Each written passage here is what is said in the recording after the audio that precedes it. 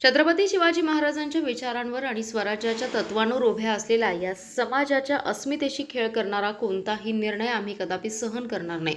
NCERTने हा निर्णय तात्काळ मागे घ्यावा आणि मराठा साम्राज्याचा खरा अभिमानास्पद इतिहास पुन्हा अभ्यासक्रमात समाविष्ट करावा अशी आमची ठाम मागणी आहे।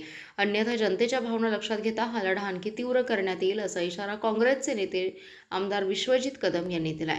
सांगली येथे NCERT कडून मराठा साम्राज्याचा नकाशा 8वीच्या अभ्यासक्रमातून वगळल्याच्या निषेधार्थ काढण्यात आलेल्या मोर्चा प्रसंगी कदम बोलत होते। अटक ते कटक ही केवळ सीमा नव्हे तर छत्रपती शिवाजी महाराजांनी पेटवलेल्या स्वाभिमानाच्या ज्योतीची ओळख आहे आणि ती ओळख आम्ही कोणालाही पुसू देणार नाही।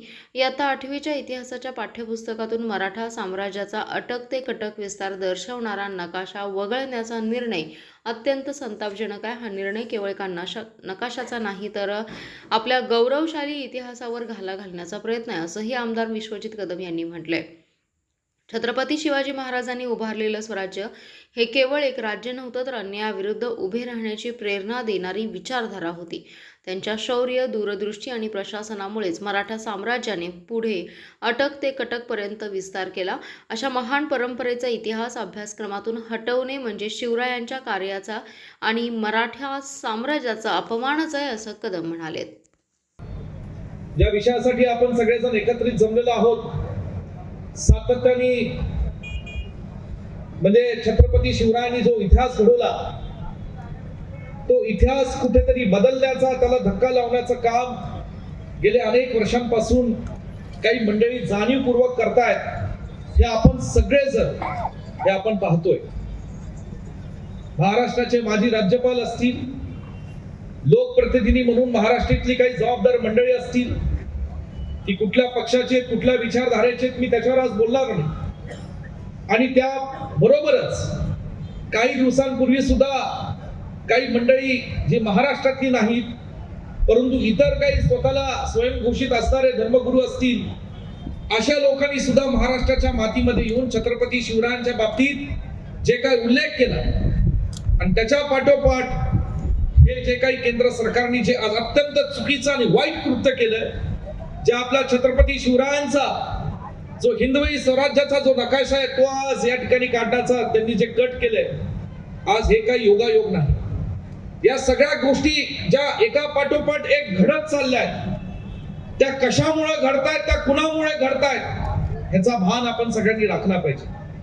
जाणीवपूर्वक या ठिकाणी छत्रपती शिवाजी महाराजांच्या गौरवशाली इतिहासाला कुठे ना कुठे बदलण्याचा, त्या इतिहासाची मोडतोड करण्याचा पाप आणि प्रयत्न काही मंडळी जाणीवपूर्वक करतायत। हे तुम्ही आम्ही या ठिकाणी लक्षात घेतलं पाहिजे। आज या ठिकाणी आपण सगळेजण एक झालेलो आहोत। वास्तविक पाहता अनेक जाती धर्मातले लोक सुद्धा आपल्या पाठीशी खंबीरपणे उभा आहे। कारण तुमचा आमचा एक मोठा गैरसमज आहे की छत्रपती शिवरायांच्या कार्याला आणि त्यांच्या व्यक्तिमत्वाला मानणारे केवळ मराठा समाज नाही, ते महाराष्ट्रामध्ये जन्माला आलेला प्रत्येक जाती धर्मातला माणूस हा छत्रपती शिवरायांना मानतो, हे आपण पहिलं समजून घेतलं पाहिजे। आणि ही भावना आपली महत्वाची।